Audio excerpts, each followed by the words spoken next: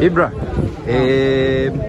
tumekuona kwenye mapambano mengi sana, kwenye ring nyingi sana, lakini leo tuko kwenye Niite Bingwa. Tuambie kwanza ni nini kilichokuleta na ni nini umekuja kukitazama kwenye usiku huu? Cha kwanza naweza kumshukuru Mwenyezi Mungu kwa kufika salama katika eneo la mwisho katika pambano ambalo limepewa jina la Niite Bingwa. Sikubali kushinda. Ni promoter mwandaji wa pambano hili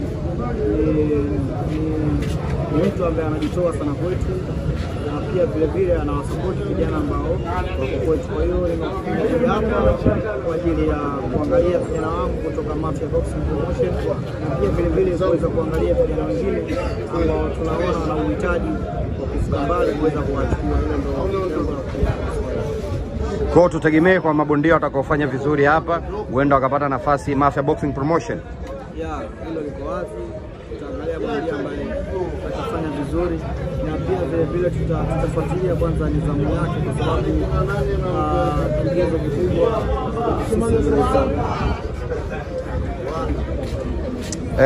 Ibra,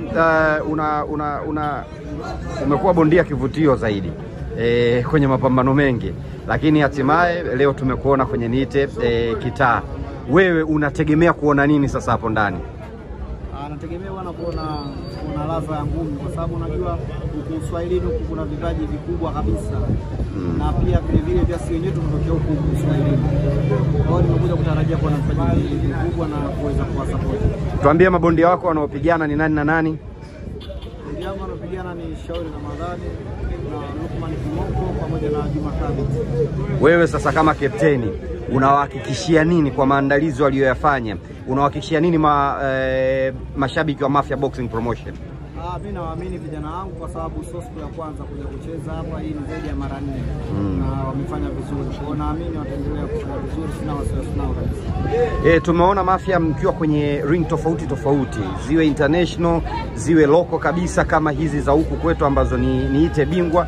Tumewaona mkiwa mnafanya kwenye ring tofauti. Nini siri ya hili kwa Mafia? Mafia imeamua kujichanganya. Game za international pamoja na game za hapa ndani. Unajua huwezi kwenda kimataifa kabla bado huja challenge hapo. Kwa vijana wenyewe ambao wako hapa wamekuja ku challenge ili kwenda kupata game za kimataifa, na wengine hapa wamekuja kuangalia ambao tutaweza kuwachukua kwa train vizuri, au pia tutarajia kuja kupambana kimataifa.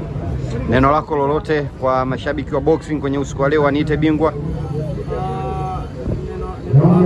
Nawaambia tukua watarajie burudani, tukua mabondia wote ambao wako hapa, kwa sababu mimi mabondia wote ambao wanacheza na wajua ni mabondia kweli, na ngumi leo. Asante sana. Asante.